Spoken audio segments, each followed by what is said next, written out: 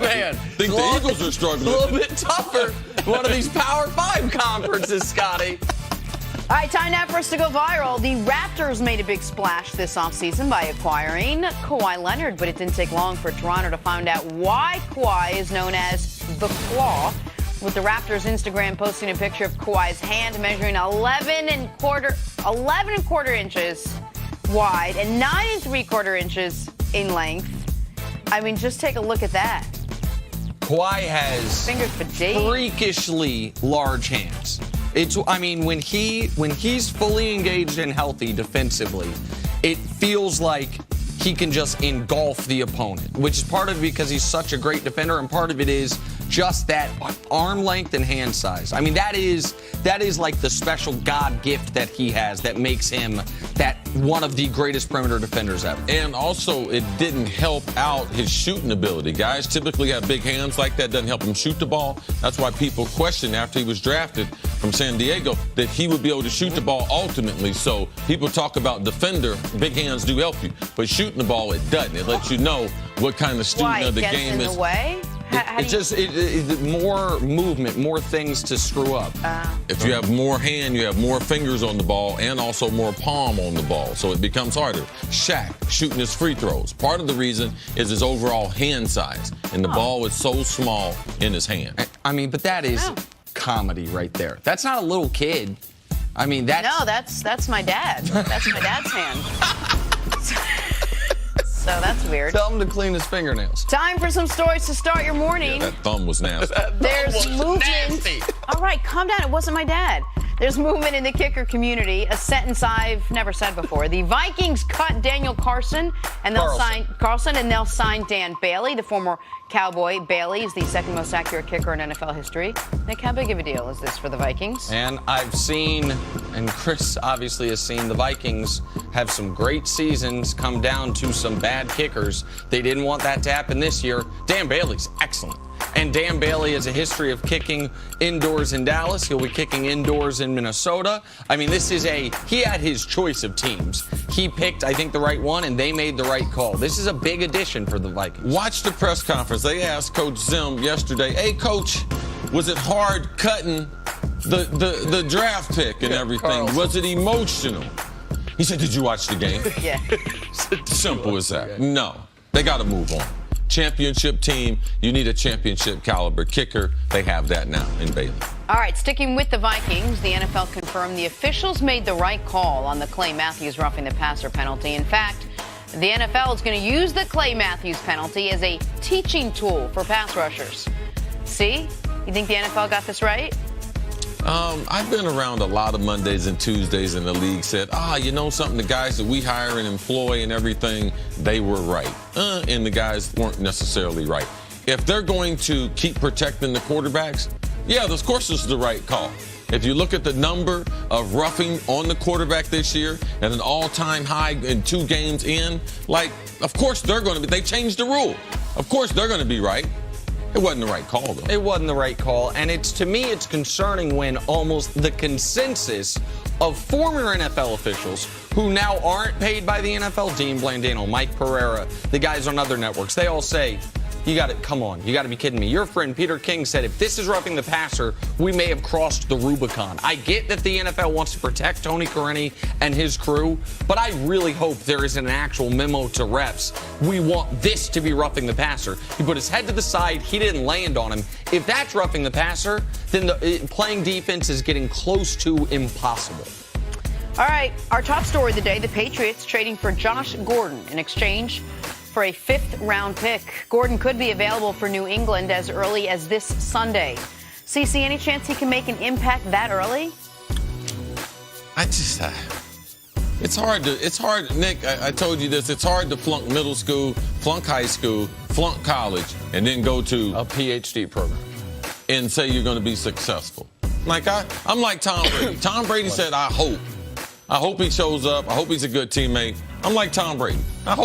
I think if Josh Gordon plays, and if he plays this Sunday, I think he can instantly make an impact. I do believe that. My concern is not about Josh Gordon's ability on Sundays during the game. My concern is everything leading up to Sunday that might prevent him from playing on Sunday. But if he's on the field for the Patriots this Sunday, I think he'll have multiple catches. If football is so easy, why isn't everybody doing it? The Patriots system is so difficult. How can a guy go from Cleveland and just jump into the Patriots this weekend and make an impact? I think they would give him very, very specific roles to play. Well, why didn't all the other guys? Why didn't they do that for other guys? Why ain't that work for them? Because those other guys don't have, listen, I agree with you on most of it, but those other guys don't have the physical tools Josh Gordon has. Those tools haven't left him. Like he is, his size, his height, and his speed. New England has never just told one guy what to do.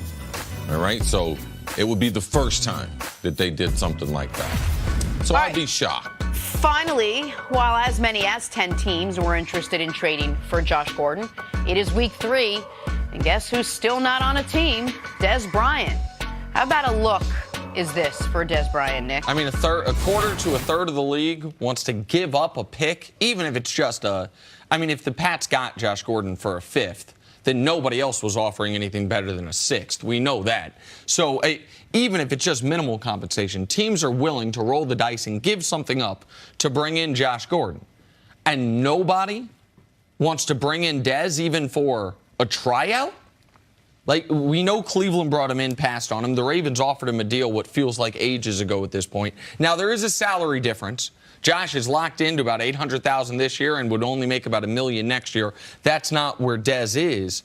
But at this point, Dez has to recognize that if I've somehow fallen beneath the Browns trading Josh Gordon in the pecking order, where am I in the pecking order? Corey Coleman's had 2 teams take shots on him, right? You talked about the Patriots. They brought in 28 wide receivers. Dez ain't one of them. None of this is a good sign for Dez Bryant and his continued NFL employment.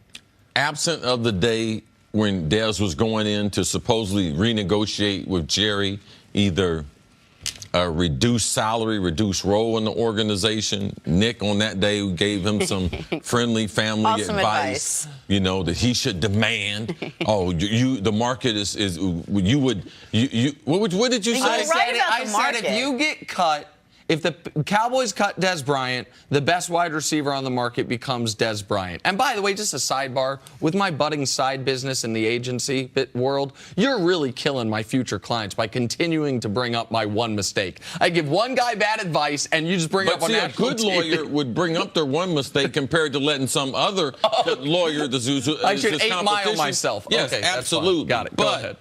The truth of the matter is, day you were saying. Aside from that first day, yesterday was the worst day that Dez Bryant's had since he's been cut. And it's not just because Josh Gordon. It's not because even to get in the position Josh is in, let me just tell you the reality. Josh would have had to, in his career, flunked at least 15 to 20 drug tests. He's been suspended from the league multiple times. All right, so with that being on the board and someone saying, I'm willing to take my chances with him more so than yourself, that's incriminating information. And then besides that, Michael Floyd, with his troubled past, Arizona gave up on him. Minnesota couldn't use him. New England couldn't use him. He signs with the Washington Redskins. Former bust, Rashard Perryman, Baltimore, from first-round pick. He's in his 5th year. I think it's his 5th year. Yeah, and he signs with Washington the same day. So the 2 teams that Dez was courting on Twitter, I would look good in New England next to Gronk and everything. I look good in Washington. Well, maybe holding a clipboard. Right. I look good in Washington. They signed other receivers. And I'm not trying to say those things about Josh to make him look bad. That's just the reality. For all these people out here with hope and everything, that's the reality. That's the person that they're getting.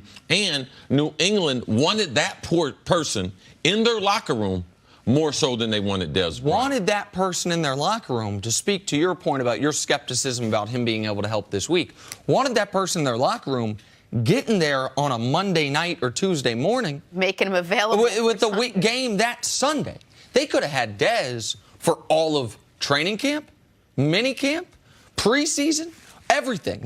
That's the other part of this. That the Pats believe that there's a chance, and they had to give up a draft pick to take the chance, that Josh Gordon has, demons aside, the football acumen to be able to pick up whatever they're teaching there at some point this year to make him valuable.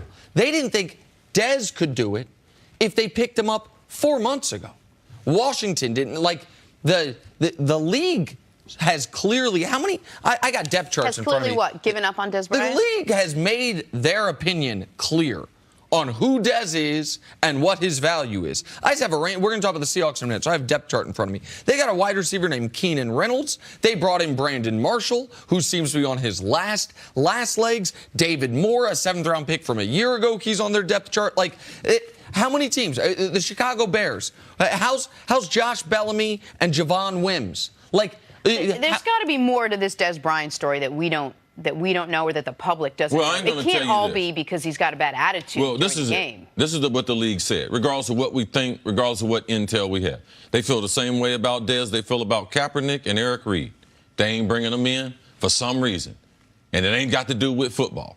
We know, right, Eric Reed and why Cap aren't there.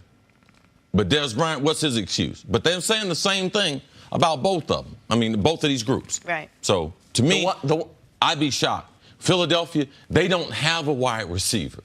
He's played against them twice a year. You would think that he's got enough good plays playing against them that they might bring him in, and they're not bringing him in. So, the one thing Eric Reed and Cap don't have that Dez does is that one Ravens offer that he turned down. Those guys haven't even had a chance to turn down an offer. But since then, it's the exact same thing. For some reason or another, the league says you're not either good enough or we don't want you here. Take Skip up on his offer. Yeah, Dez, take Skip up on his offer. All right. He's the only person offering you a job right now. Monday Night Football featured the Bears and Seahawks. Bears defense was the story in this one. Khalil Mack had one of Chicago's 6 sacks on Russell Wilson, who couldn't stay upright at all. And Prince Amukamara took a pick to the house. 24-17, Chicago won it. Seattle now 0-2 on the year. Here's Russell Wilson after the loss. Even on our successful, some of our